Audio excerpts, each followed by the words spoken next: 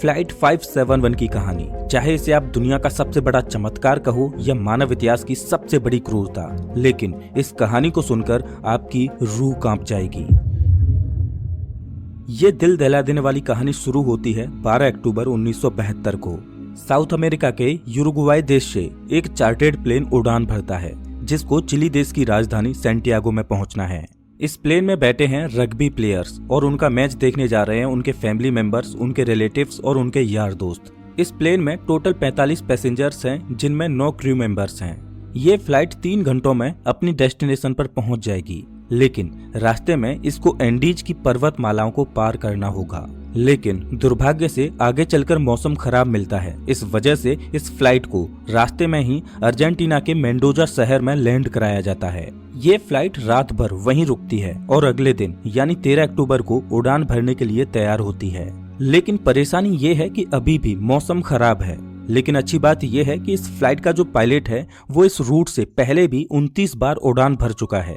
इस वजह से उसे पूरा आइडिया है कि इन एंडीज की पहाड़ियों को कैसे पार करना है। पायलट के कॉन्फिडेंस की वजह से ये फ्लाइट 13 अक्टूबर को दोपहर के 2:18 पर फिर से उड़ान भरती है। यहाँ से सैंटियागो पहुँचने में सिर्फ 1 घंटे का रास्ता बचा है और पायलट को पूरा भरोसा है कि 1 घंटे के बाद वो सही सलामत सैंटियागो में पहुँच जाएंगे। ये प्लेन करीब 18,000 फीट के एल्टीट्यूड पर उड़ रहा था और धीरे धीरे एंडीज की पहाड़ियों को पार करता जा रहा था। लेकिन आगे चलकर मौसम और खराब होता गया, जिस वजह से विजिबिलिटी और कम हो गई और पायलट को आगे कुछ भी दिखाई नहीं दे रहा था। अगर मौसम साफ होता तो पायलट आसपास की पहाड़ियों को देखकर आइडिया लगा लेता कि प्लेन कहाँ है, लेकिन इस समय तो पायलट केवल प्लेन के इंस्ट्रूमेंट्स पर ही निर्भर है। अब क्योंकि पायलट को पता था कि वो 1 घंटे में सैंटियागो पहुंच जाएंगे, इसीलिए वो अपनी लोकेशन का रफ आकलन करता रहा और 1 घंटे के बाद जब उसे लगा कि उसने एंडीज की पहाड़ियों को पार कर लिया है तो उसने सैंटियागो एयरपोर्ट पर एटीसी से प्लेन को लैंड कराने की अनुमति मांगी। एटीसी ने पूछा कि क्या आपने एंडीज की पहाड़ियों को पार कर लिया है? तो पायलट ने कहा कि हाँ, उन्होंने एंडीज की पहाड़ियों को पार कर लिया है। एटीसी भी पायलट द्वारा दी गई लोकेशन पर ही निर्भर थी, तो एटीसी ने प्लेन को लैंड कराने की परमिशन दे दी और पायलट से कहा कि आप प्लेन को 11,500 फीट के एल्टीट्यूड पर ले आओ। 3:21 पर पायलट प्लेन के एल्टीट्यूड को धीरे धीरे घटाने लगा। जैसे ही प्लेन नीचे आता है तो पायलट को दिखाई देता है कि अभी तो एंडीज की पहाड़ियां ही चल रही हैं और सामने एक बहुत बड़ी चट्टान है। जल्दी से पायलट प्लेन को फिर से ऊपर उठाने की कोशिश करते हैं, लेकिन अब बहुत देर हो चुकी थी। प्लेन को ऊपर उठाते उठाते प्लेन का पिछला हिस्सा पहाड़ी से टकरा जाता है और वो टूटकर अलग हो जाता है। प्लेन का पिछला हिस्सा खत्म होने की वजह से पीछे की जो सीटें थीं वो यात्रियों सहित हवा में उड़ जाती हैं और 3 पैसेंजर्स हवा में ही उड़कर खत्म हो जाते हैं। इस टकराव में प्लेन का राइट विंग भी टूट चुका था, जिस वजह से प्लेन डिसबैलेंस हो जाता है, जिस वजह से उसकी दूसरी विंग भी पहाड़ी से टकराती है और वो भी टूट जाती है। अब केवल प्लेन का फ्रंट पार्ट ही बचा था जो 350 किलोमीटर प्रति घंटे की रफ्तार से नीचे ग्लेशियर में टकराता है।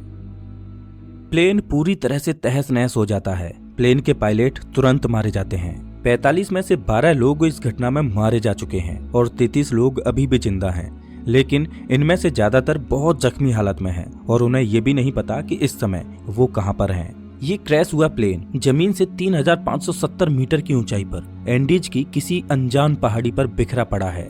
क्या वो इस पहाड़ी से बचकर निकल पाएंगे या नहीं, ये कोई नहीं जानता। अभी तक जो हुआ वो तो महज एक छोटा सा ट्रेलर था। इस फ्लाइट की असली कहानी तो अब शुरू होगी। आप कल्पना भी नहीं कर सकते कि आगे चलकर इनके साथ क्या होने वाला है। ये वीरान एंडीज की पहाड़ियां अब इन पर कहर बनकर बरसने वाली हैं। इनकी आगे की स्टोरी जानकर आपकी रूह तक कांप जाएगी। घायल हुए पैसेंजर्स में से एक पैसेंजर था नांदो पराडो, जिसके सिर में चोट आई थी, जिस वजह से वो कोमा में चला गया। परेशानी ये थी कि जल्द ही सूर्य ढलने वाला था और शाम होने वाली थी। इस वजह से रेस्क्यू टीम के पास उनको ढूंढने के लिए ज्यादा वक्त नहीं था और बाई चांस अंधेरा होने से पहले उनको नहीं बचाया गया तो इस बर्फीली पहाड़ी पर रात गुजारना नामुमकिन होगा, क्योंकि यहाँ का तापमान रात में -30 डिग्री सेल्सियस तक पहुँच जाता है। जल्द ही रेस्क्यू के लिए 4 जहाज रवाना किए गए। इन चारों जहाजों ने एंडीज की पहाड़ियों को खंगाल डाला, लेकिन इन्हें कहीं भी कुछ भी नहीं मिला, क्योंकि प्लेन ऐसी जगह पर क्रैश हुआ था जहां पर सफेद बर्फ और घना कोहरा था और प्लेन भी सफेद रंग का ही था। इस वजह से ऊपर से देखने पर रेस्क्यू टीम को क्रैश साइट का अंदाजा ही नहीं हो पा रहा था। देखते ही देखते रात हो गई और उस दिन रात भर के लिए रेस्क्यू ऑपरेशन को स्थगित कर दिया गया। बचे हुए पैसेंजर्स को उम्मीद थी कि वो कैसे भी करके सिर्फ आज की रात काट लें, कल तो उन्हें कोई न कोई बचा ही लेगा। और उन्होंने क्रैश पड़े प्लेन में शेल्टर बनाया और रात गुजारी। ये रात इनके लिए बहुत भयानक थी क्योंकि आज की रात इन्हें -30 डिग्री सेल्सियस में गुजारनी है। लेकिन इनके पास एक उम्मीद है कि कल इन्हें कोई न कोई ढूंढ लेगा और बचा लेगा। इस उम्मीद में ये इस रात को कैसे भी करके काट लेते हैं। लेकिन 5 लोग इस रात को नहीं झेल पाते और अब जिंदा बचे हुए लोगों की संख्या 33 से घटकर 28 रह जाती है। अगले दिन की सुबह 14 अक्टूबर को सर्च ऑपरेशन फिर से चालू किया जाता है और 11 जहाज इन्हें ढूंढने के लिए उड़ान भरते हैं। लेकिन परेशानी वही थी कि क्रैश हुआ प्लेन सफेद रंग की वजह से बर्फीली पहाड़ियों में नजर ही नहीं आ रहा था। बचाव दल के जहाज सर्वाइवर्स के ऊपर से उड़कर जा रहे थे, लेकिन उन्हें वो नीचे नजर ही नहीं आ रहे थे। इस वजह से सर्वाइवर्स ने बचाव दल को सिग्नल देने के लिए प्लेन के ऊपर लिपस्टिक से SOS लिखने की कोशिश की, लेकिन उन्हें रियलाइज हुआ कि इतना बड़ा SOS लिखने के लिए लिपस्टिक काफी नहीं थी। इस वजह से उन्होंने अपने सूटकेसेज से बर्फ पर एक बड़ा सा क्रॉस बना दिया ताकि वो आसमान से बचाव दल को साफ साफ दिखाई दे सके। उस दिन इनके ऊपर से 3 हवाई जहाज निकल कर गए, लेकिन अफसोस कि किसी ने भी इनको नोटिस नहीं किया और ये दिन भी गुजर जाता है। अगला दिन यानी 15 अक्टूबर, उस दिन भी कुछ ऐसा ही हाल रहता है, लेकिन बचाव दल इन्हें ढूंढने में असमर्थ रहता है। अब इन सर्वाइवर्स को समझ आ चुका था कि ये बहुत बुरे फंस चुके हैं। मदद कब तक आएगी ये कहा नहीं जा सकता। इस वजह से वो प्लेन में मौजूद चीजों से सर्वाइवल की तकनीक बनाने लगे। धूप में बर्फ को पिघलाकर वो बूंद बूंद करके पानी की व्यवस्था तो कर ले रहे थे, लेकिन खाने के लिए उनके पास ज्यादा कोई ऑप्शन नहीं थे। क्रैश के 3 दिन बाद यानी 16 अक्टूबर को नांदो पराडो कोमा से जाग उठता है और जैसे ही उसे होश आता है तो उसे पता चलता है कि इस क्रैश में उसकी मां खत्म हो चुकी है और उसकी 19 साल की बहन गंभीर रूप से घायल है।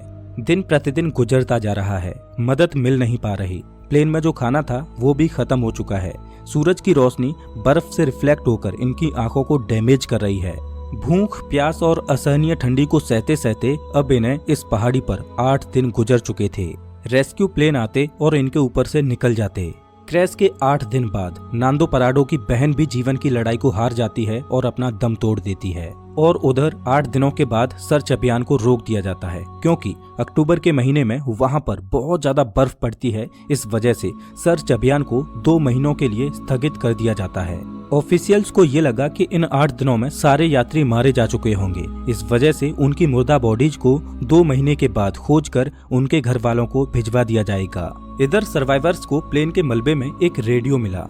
जब सर्वाइवर्स ने रेडियो को ऑन किया तो उसमें उन्हीं की न्यूज ब्रॉडकास्ट हो रही थी कि फ्लाइट 571 के सर्च ऑपरेशन को अब बंद कर दिया गया है।